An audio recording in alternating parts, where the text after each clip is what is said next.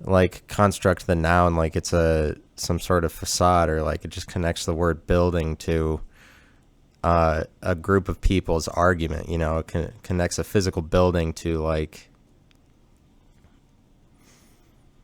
to the ideas of a group of people, like a group of people, like the planning of the planning that goes into something from a group of people, like what they have to get together to do in order to manipulate something that gets constructed into being constructed.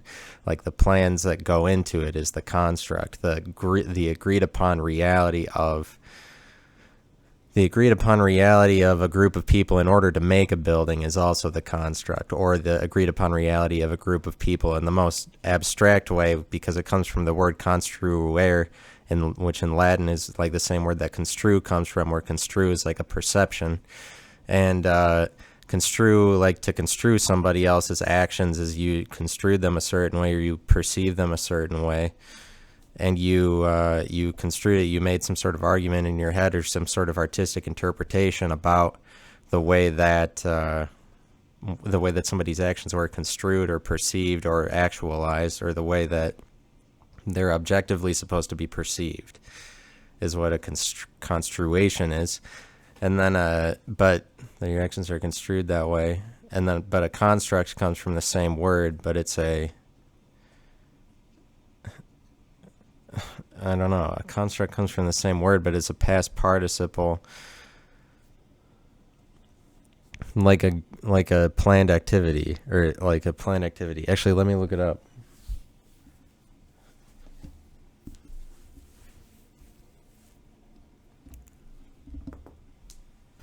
So a construct is like the reality that is constructed. If it's not, it doesn't have to necessarily mean a building, because it's talking about the combined construction, because in order to make a building, a number of people have to come together in order to, people have to envision the building and then create it, and they have to envision the idea of the building and then make that idea a reality, and they have to come together in order to create reality, not just for the building itself and the people building it, but the building then exists in the reality of the world, like it's mapped and it exists in a certain place. And pretty much when people come together to make a single building, they create something, they pile together something, and that's from the Latin verb construere, which is so I'm looking at it now, it's a pile up together, an accumulate, a building, a making, or an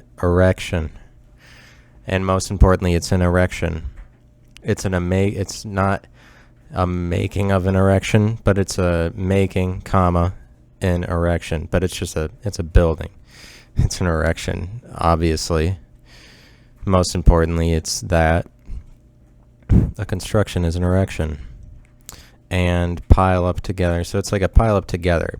Is a construere means to pile up together. So a single construct is a pile up together, meaning a combined reality of, as long as it's just the noun. Like when people say that time is a construct, they mean that they would have to be talking about the agreed upon perception of time. The agreed upon perception of time, where the perception still comes from the word construe. Because construation is basically a perception when you construe somebody's actions to be a certain way, meaning you define somebody's actions in a certain way to yourself or a group of people. Like it can be somebody's reputation, but it's a little bit different from a reputation, because a construation is a little different from a reputation, because a reputation is like an agreed upon reality across a vast group of people, or across everybody who's defining the person, is kind of creates their reputation. But a construation of somebody's actions, as opposed to the reputation attributed to that person's actions, a construation is just like an individual perception, or a train of thought, a school of thought towards a certain person about their actions, a certain perception. It's a particular perception rather than a word like reputation, which is meant to be given for the entire perception of a person, but it's just like a more individualized perception of a person is of their actions is a construation of their actions, but a construct, like the way that we say that time, people say time is a construct, like that's the example that I would think of the most, is like that's what people bring up as time is actually just a construct, because the word construct gets a bad rep because we kind of embroider it in mysticism by saying, well, do you know that things are just a construct, without ever explaining why something might be a construct, or like what exactly you're saying by that. Because to call something a construct is basically a free way for you to say like, oh, well, I'm pretty smart to understand that this thing is actually just a construct, like the stock market or the competing of companies, is actually just a construct, or just like competing authorities are just constructs or whatever. But time is a big example of it, and people say that time is a construct because a construct is strongly related to the word perception, and you could see that construe and construct come from the same Latin verb. And really the Latin verb, let me look at it again. The Latin verb means put together the parts of in their proper place and order.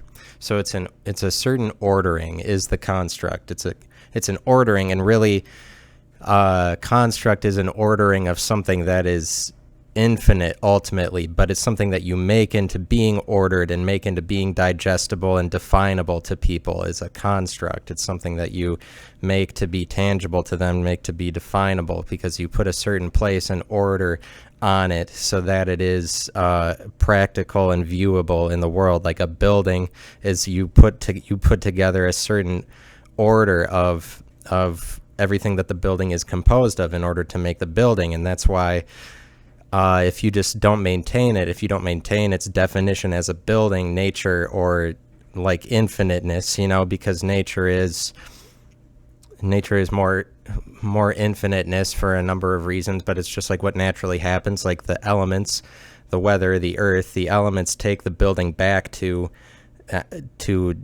disintegrating all the elements that compose the building. Like nature disintegrates it the same way something that is infinite pretty much is a disintegrator, while something that's finite and tangible is an integrator. Because what you have with a building, another word for a building is basically an integrity, because an integrity is it's an integrity. Like when you damage a big portion of the building, you compromise the integrity of the building, meaning that technically speaking, the entire building could collapse as a result of the integrity that was compromised, because the entire thing is really an integrity, and you take out a piece of what was integritous if you compromise the integrity of a structure.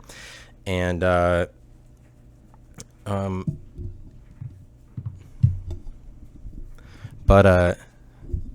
a construct is you think of the way that we say that time is a construct, and that would be more linked to the construe word that we get from the Latin verb construere, where the Latin verb construere is put together, is a putting together of.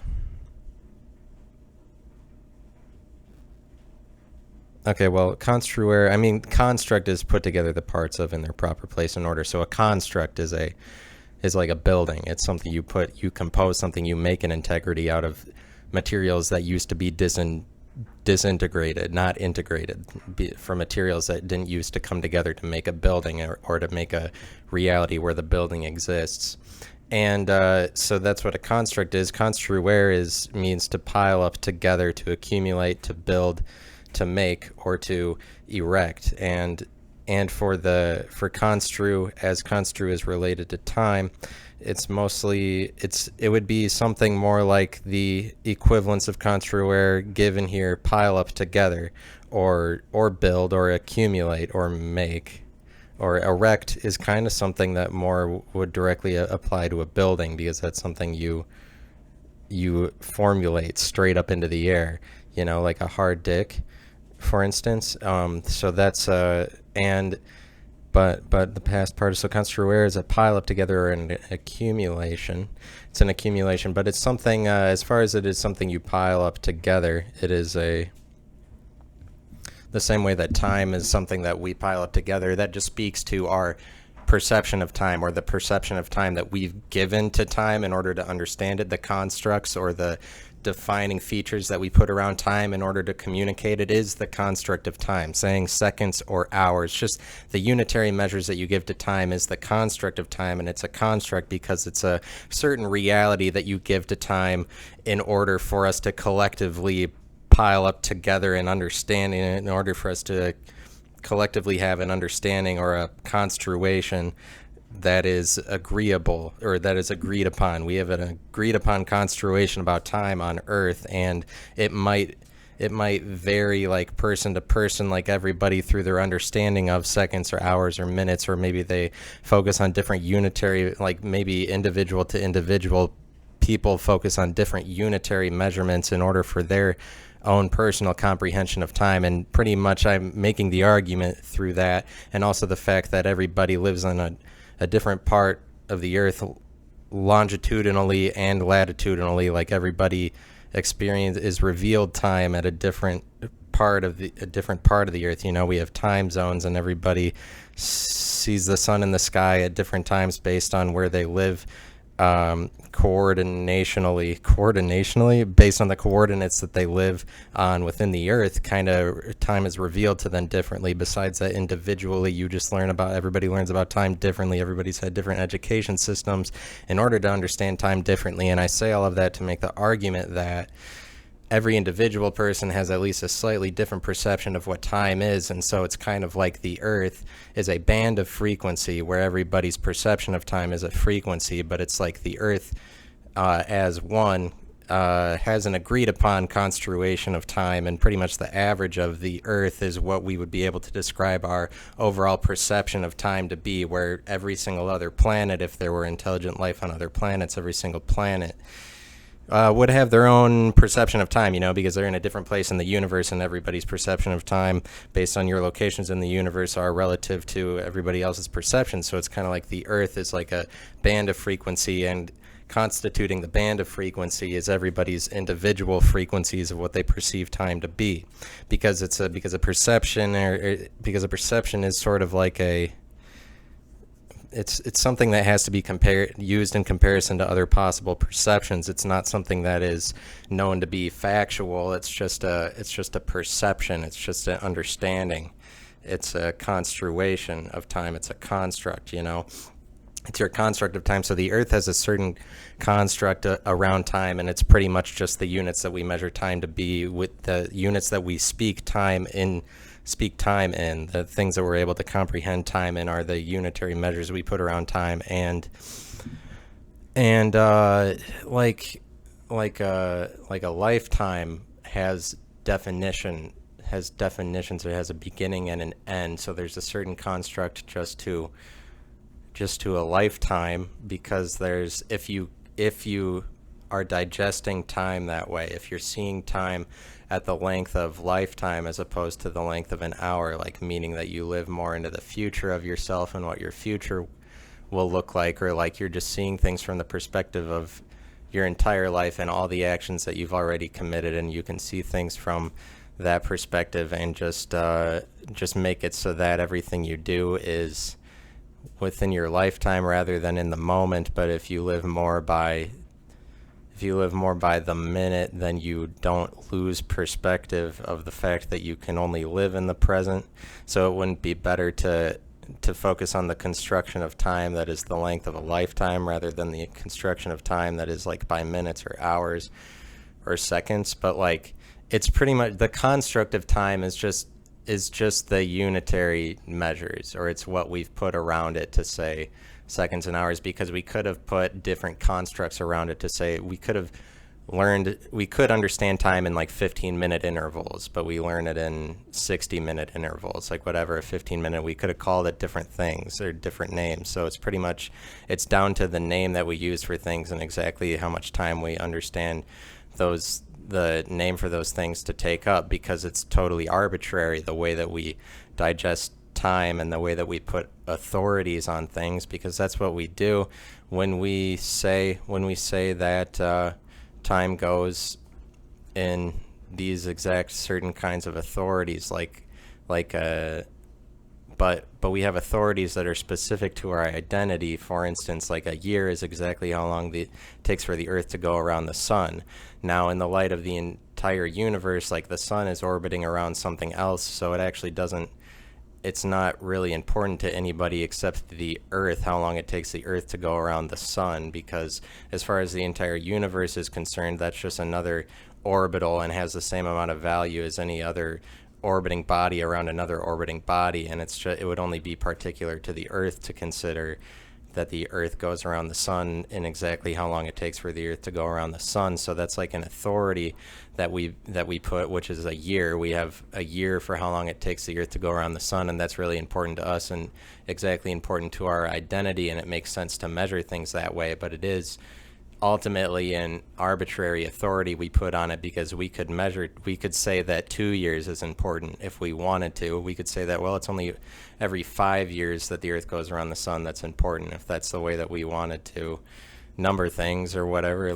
But it's just time as a construct, and part of that is that we measure years, and we measure things by the authority of years rather than the authority of decades. And they are authorities because, and you need them to be authorities in order for you to understand the differences in decades and things like that. Like, you can look back, you don't have to make it a year, you can understand that's another reason why it's arbitrary, is you can understand things by the decade, and we often do. Looking back in time, we're like, oh, the 70s were like this and the 80s were like this, but the only way that you're able to understand that those decades are different from each other is if you put a certain construct around between 70 and 80,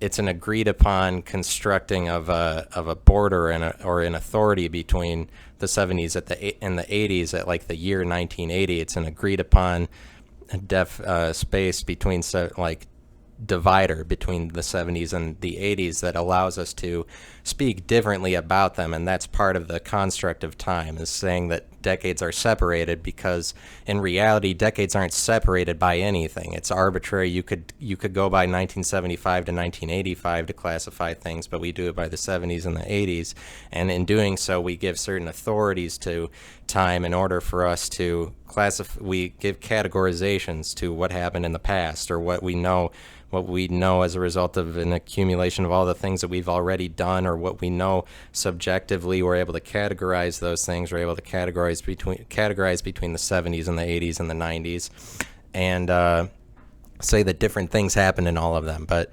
you can't put authorities and you can't put categories on the future, because the future hasn't happened, and you just have to wait for it to happen in order for you to be able to categorized. So things that are more involved with the past are more categorizable, like things that already happened. You just got to put in the right categories or whatever. But you can, like, something like a decade isn't something you're going to be able to comprehend time in as it's happening to you. A decade is pretty much only reserved for your understanding of what already happened. If, like, that's a certain digestion or digestible part of time, is for you to digest it as 10 years as opposed to 1 year, but it's all a part of our collective construation of what time is, to say that the 80s ended here and the 90s ended here.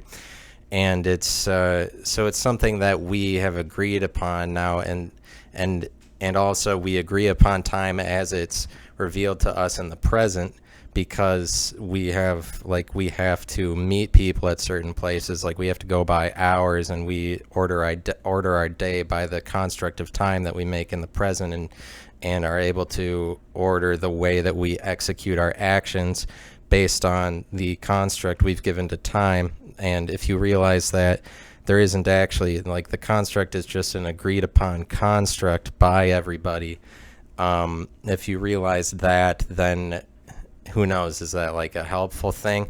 And that's why it's kind of like, it's just some sort of trump card to play, to like say that you're going into some sort of philosophical point of view to say that things are a construct, because it's not practically advantageous to believe things to be a construct, because because practical advantage is only a result of things that happen practically, is only the result of constructs. The practical is a construct always. Like definitions are constructs, technically speaking, because you have to divide between different ideas, because ultimately it's just ideas that there are.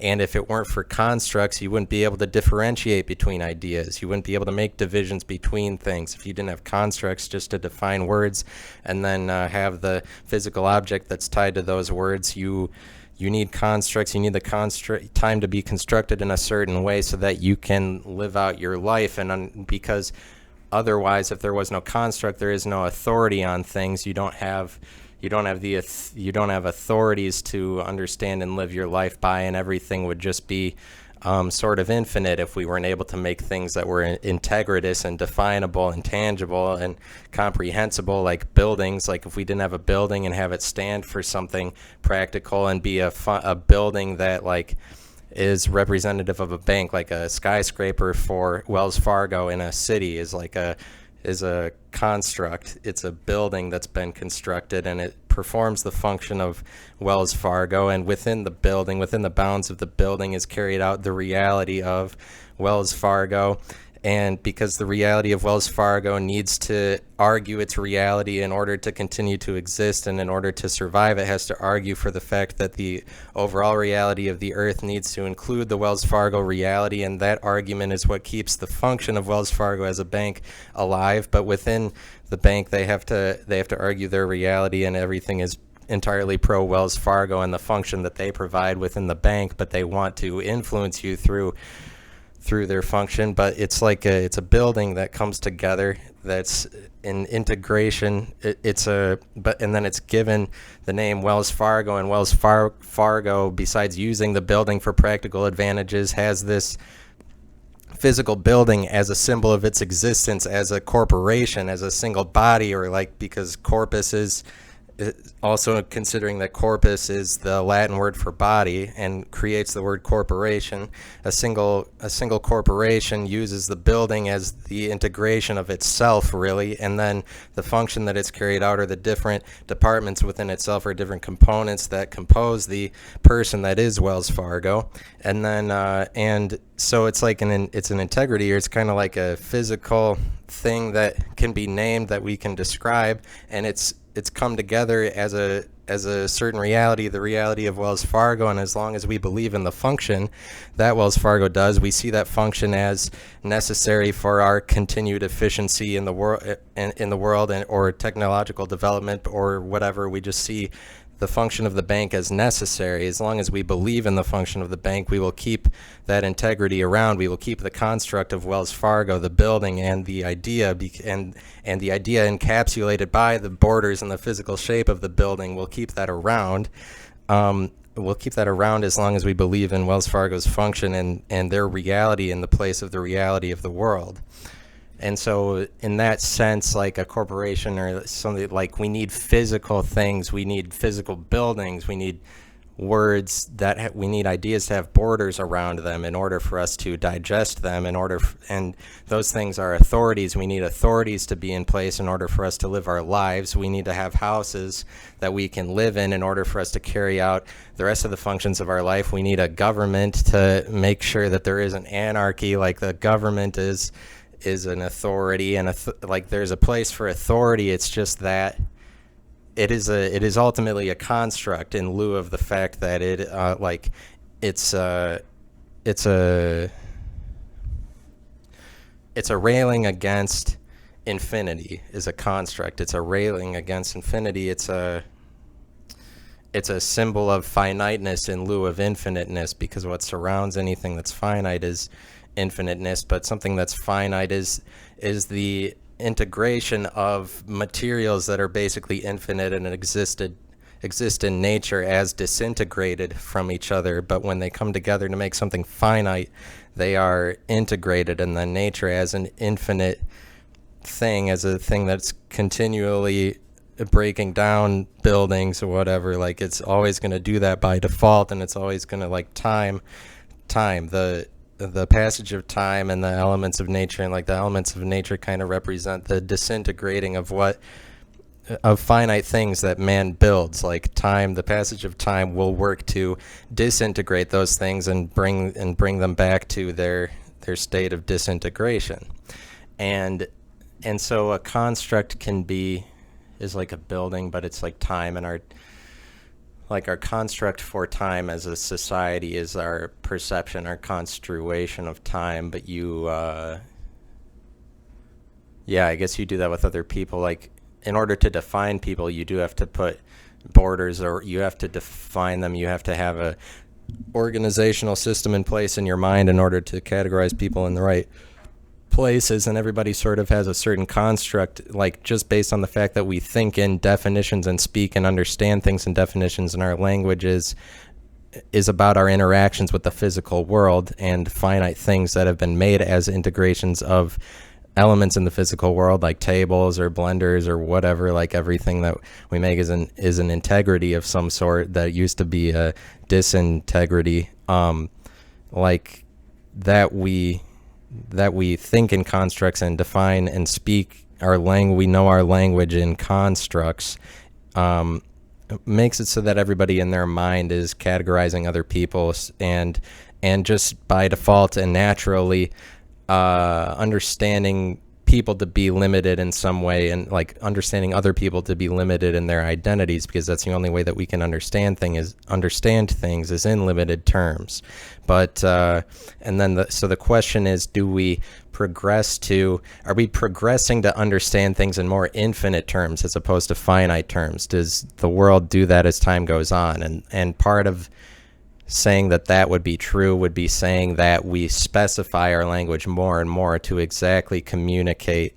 Like, we create more and more points of reference as a result of specifications of language, or like we're more trying to specifically communicate ideas, or we go further in science and break down what frequency is and give all these different points of reference for what frequency is, or like emerging fields develop, like quantum computing, where we try to understand a spectrum between 0 and 1, which is what they do in quantum computing. And they say that every space, or every element that constitutes a 0 to 1 is a combination of 0 and 1 that they call a qubit. But that's a field that's emerged, but it's emerged for us to, and within it we specify certain things about an infinite space that we didn't specify before. So the question is, do we continue to progress towards more infinite speech? And I would say that we do, based on things like quantum computing or quantum physics, which are fields that exist in quantum computing. And the race for quantum supremacy is like the biggest technological race that's out there. That's what China's trying to achieve, and the USA is trying to achieve, is quantum supremacy. And that is ultimately, you will achieve quantum supremacy by specifying the language within an infinite space. If you ask me, like, that's sort of what you're trying to do. And so because of things like that, and because that's the biggest race for the world right now, I think it's true that we're constantly specifying language more and trying to communicate more infinitely and trying to understand things beyond the level of constructs. I think we work and evolve as a society in order to understand things more infinitely and beyond finite things, beyond constructs. And I guess part of doing that would be understanding what a construct is, so that you would be understanding what a construct is, so you can understand what the authority of a construct is, which is basically that it is authority itself. Construct is authority itself, and authorities are barriers that we place around things for us to understand them. And so is there a practical advantage in seeing things as not a construct? I don't really know. I would say no, because seeing things as not a construct is the antithesis of seeing things as a practical advantage. But the way that we naturally evolve, I would say, points to that we are always trying to comprehend things more infinitely and beyond the level of constructs. So that's what we're headed towards anyway. And so therefore I try to communicate what a construct is, so as to play my part in helping people, or helping to say to people that what the bridge is from a finite thing to an infinite thing, or that a finite thing can be a construct. And if you dissolve the idea of constructs in your mind, then you understand and comprehend things more infinitely. But comprehending things more infinitely, it would be more in the way of saying the exactness of things more, or saying that all ideas are the same, or whatever. But just that things are a construct. Let me look up the Latin and see if I can. The etymology. I look up etymologies on etymonline.com, and they're pretty good. And I'm looking at the one for construct. And so a construct is put together the parts of in their proper place and order. Is the verb construct. But as a noun, group of words forming a phrase, object in the mind. It says from 1890 in psychology, a construct as a noun is an object in the mind formed by sense impressions, so kind of like a perception, or derived adjective, pronunciation to distinguish noun from verb. Put together the parts of in there, so the verb, and then because the verb comes from construere, but it's the verb that we understand the noun through too. Struere, to pile up. Extended form of root, stare, sense of to devise and form in the mind. But it's kind of like it's sort of like your receiving of something. It's your receiving because let me look up that perception or perceive. That's what I want to look up, is the word perceive. Or do I want perception? Let's do perception in the etymology.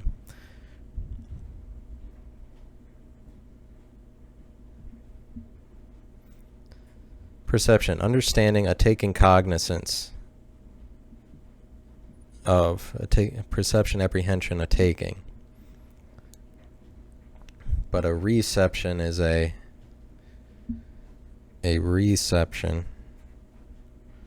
Let me look that up.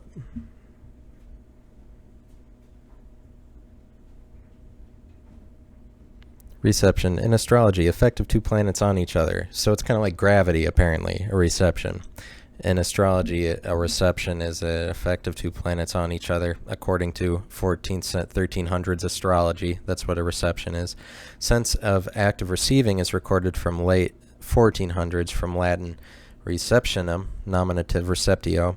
It's a receiving, of course. Noun of action from past participle stem of recipere. Sense of ceremonial gathering is okay, that doesn't help. It doesn't help at all. It's a receiving. So a reception is a receiving, but a perception is because it's a taking, right? I think, because I looked it up before. Let me look at perceive, and I think CEIVE means a taking. And so you have a retaking and a reception, and then you have a taking and a perception.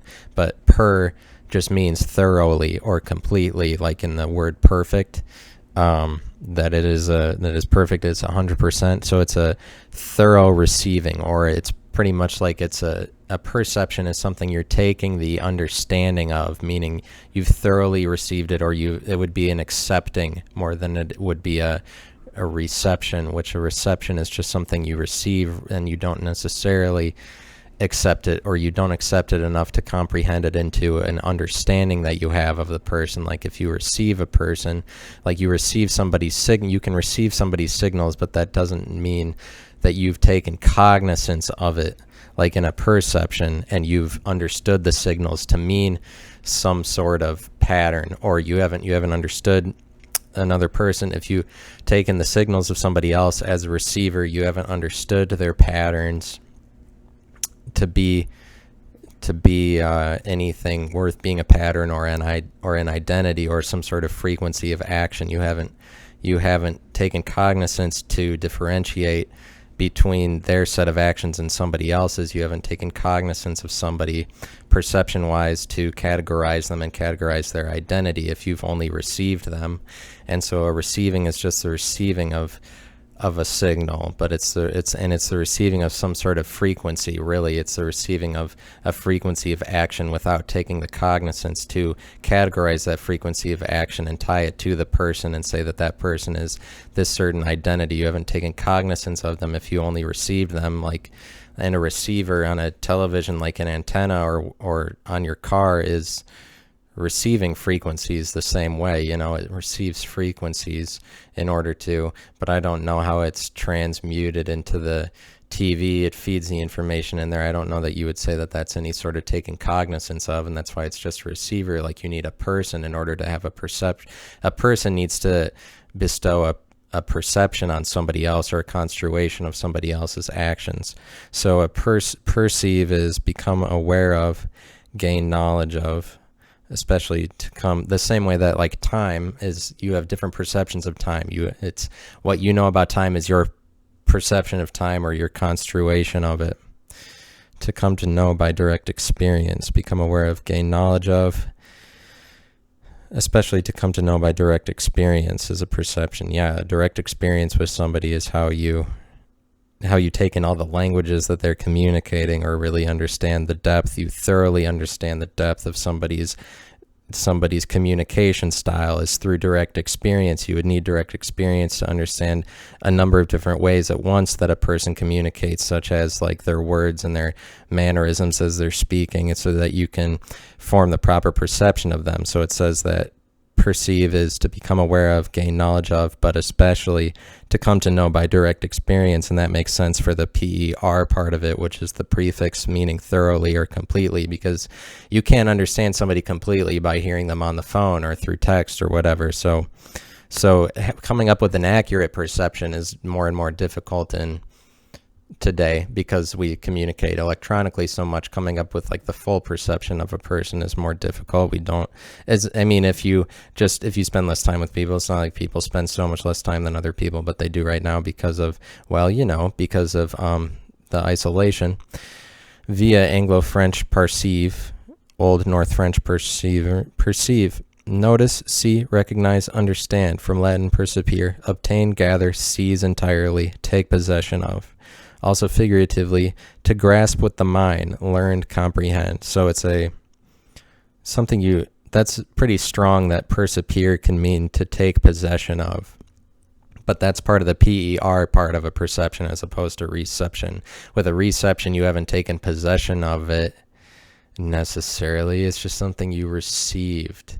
If you're a receiver, it's something you received. But like, receive could imply that you've accepted it. It's just that it's not the level. It's not as far as a perception, because a perception is a full gathering or a full possession, as opposed to a reception is just apparently a retaking, or just a regathering.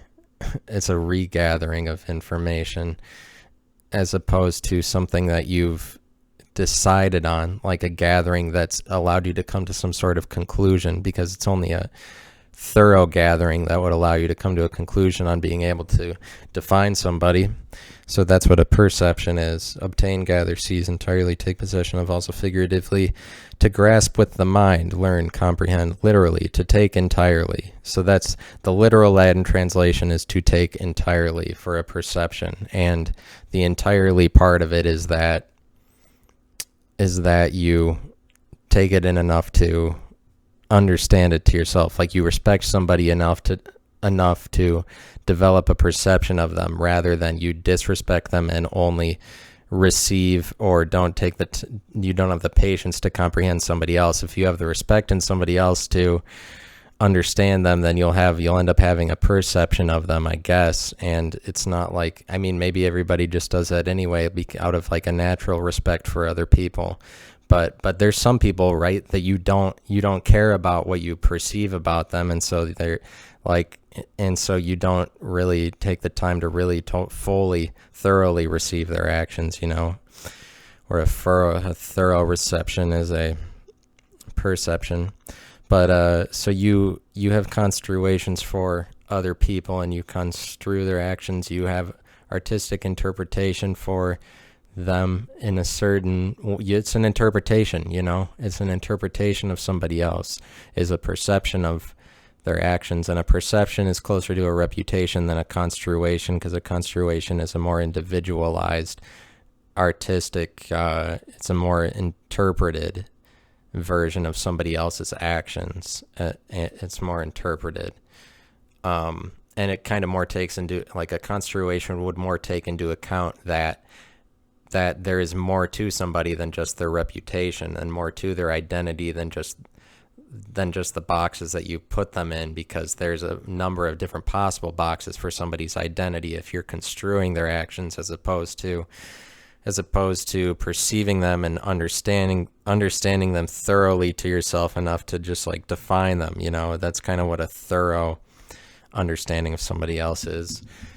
Because I think you wouldn't maybe you don't want to perceive somebody entirely. Like, you should more try to interpret them so that you can allow more of that person into more, so that you can have a greater level of understanding of that person. Like, that's what would come from an interpretation of somebody else's actions, as opposed to a possession that you're taking of somebody else's actions, as opposed to a perception. If you want to go by that literal meaning of it. So a construct is, what a construct is. It's what it is, but things are constructs. Is what I'm saying.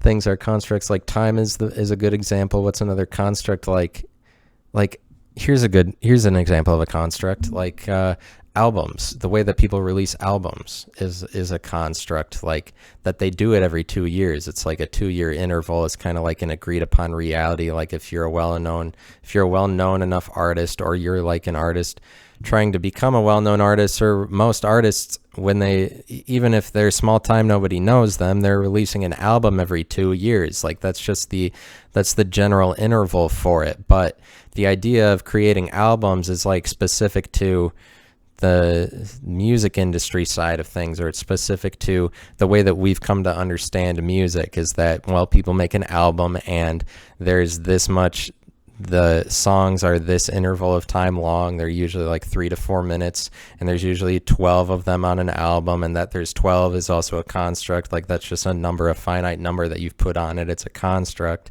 And the 3-minute interval that a song can be is a construct you've put on understanding what a song is, and you understand all this collective construct of an album to then be put out every couple of years. But that's just the way that you've understood that music is distributed from the authorities on music, from the musical artists, because really that's what the artists in America is. That's mostly what they do in America, is release them every 2 years. It's sort of like agreed upon by the music reality of the artist that's how music is distributed. But then you consider that in comparison to a different entertainment format like podcasting, and podcasting has its own sort of way of constructing things. It's its own set of constructs. It allows for more liberty because you can put out much more podcasting content than you can musical content. But it's pretty much like a person who makes a podcast could make an episode every day that's an hour long, and an hour-long podcast would be longer than most individual albums, because most individual albums run like 45 minutes. And so it's like that person could put out a podcast every weekday so that they get 10 in 2 weeks, and then they could just take a break for a couple weeks, and it's kind of like and then do another 2-week period where they put out one every single day. And what they're doing is producing different albums like over different times, and then they take a 2-week break before they put out a new album, if you wanted to consider it that way, because they are kind of like putting out albums. It's just that you wouldn't use the word album because there's no instrumentation involved. But you definitely, if you think of a spectrum that it could exist, that ideologically exists between podcasting, the distribution of podcasting, and the distribution of music through albums. Like you could understand that podcasting could incorporate instrumentation too. Like you could play drums over your podcast or something like that would be a step in that direction. And then so there's like a musical element, and then that makes it more towards the terminology album or song, but it's just that we don't comprehend podcasting in the terminology of music, because music has its own construct and its own reality and its own language, its own culture, and podcasting has its own culture. And the construct for podcasting is a specific thing, but it deals with specific intervals of time. Like podcasts are generally 1 to 3 hours, but 3 hours is long. Like that's like Joe Rogan, I think, used to do 3 hours, and that's my point of reference for 3 hours. But really, they're more like 1 to 2.5 hours long is kind of the agreed upon thing for how long a podcast is. And you make them either bi-weekly or every day or whatever. But you can put out a ton of content with podcasting, because you don't need to pour.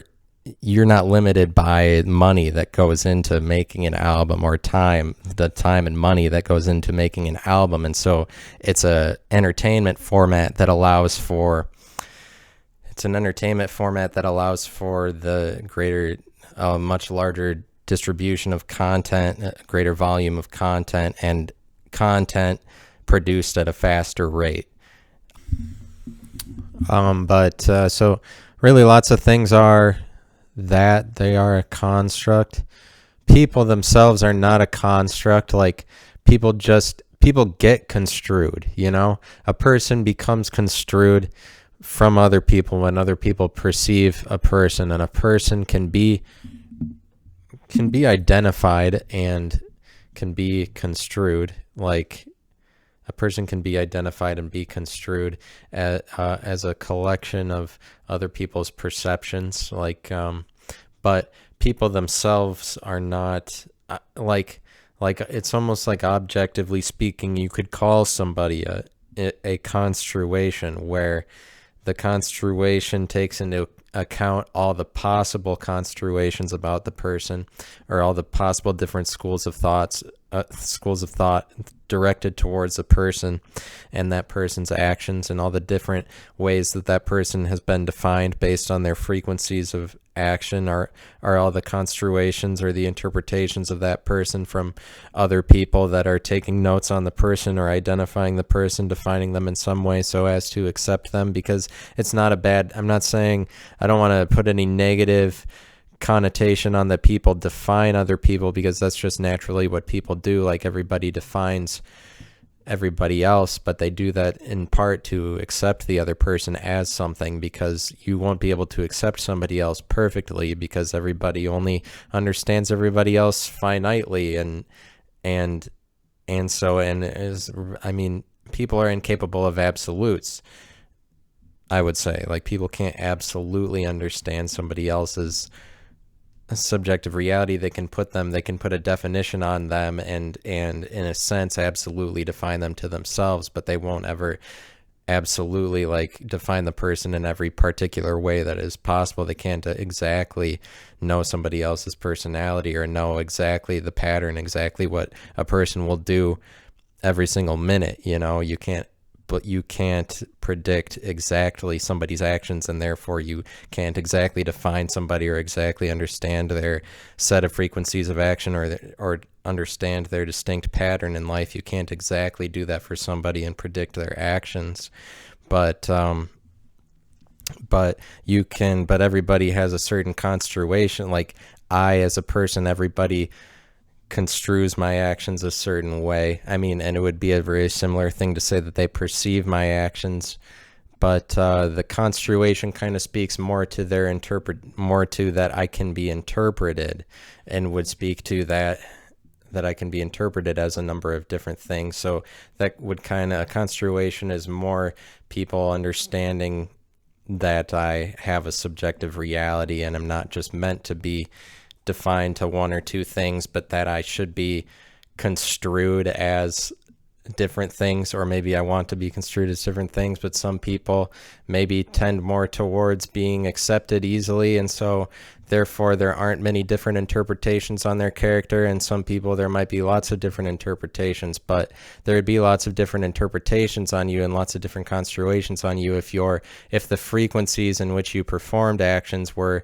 more infrequent, or you did things you didn't do any action more frequently than other actions, and then you carried out yourself infrequently. And then if that was the case, then there are multiple perceptions of you. And I feel like just like the word for competing perceptions or it gets closer to an interpretation the more that there are competing perceptions or construations of your identity. At least that's just my interpretation of this word construe or construere, which gives birth to construe and construct, and because people themselves are not constructs, they are they are inconstructible people. They're not, but they can be defined constructibly by other people defining them. And that's the only way that other people can define them, when you consider that other people have to interpret your actions within language or within terms that are defined and within the bounds of finite points of reference that they've categorized in their mind, And so your full objective appearance and perception of other people, and the way that you are translated to other people's minds, the way that you exist interpretationally to other people is the full agreed upon reality of everybody else towards you. It's like it's the full reality, because if you took it at infinity, or you took it to the extent of considering if everybody on the earth met you, took it to the extent that everybody on the earth met you and made some sort of interpretation on your character, like that's the full possible reality, the construction that's fully you as a construct. And but you as a person subjectively, where you have emotions and feelings, you're not a construct and are not meant to be defined finitely, because you don't, your mind and whatever you produce to say and your soul is infinite. Your soul is infinite. You communicate yourself. You try to communicate your infiniteness, but you're only able to do it through finiteness. And the finiteness that comes out, the collective finite interpretation of you, is like the collective construation of the surrounding world. If you were able to take into account every single other person's perception of you, is like the full construction of you. But so objectively, you could exist fully as a construct. If you met everybody on Earth, they could build them. And the more people that there were, the more averagely, the more an average it would be your perception, your construction, the more it would be an average understanding, or like a collective, the more it would be accurate, the greater there were samples, the more accurately they would be able to understand you as a construct, or the way that you identify yourself, the way that you explain yourself, the way that you commit frequencies of action. But subjectively, you have emotions and feelings and are not to be constructed, because ultimately you exist infinitely. It's just that we as people can only interpret things outside of ourselves, including other people, things external to ourselves. We can only interpret those things through defined categories and through defining people, And so that is that about a construct, and it's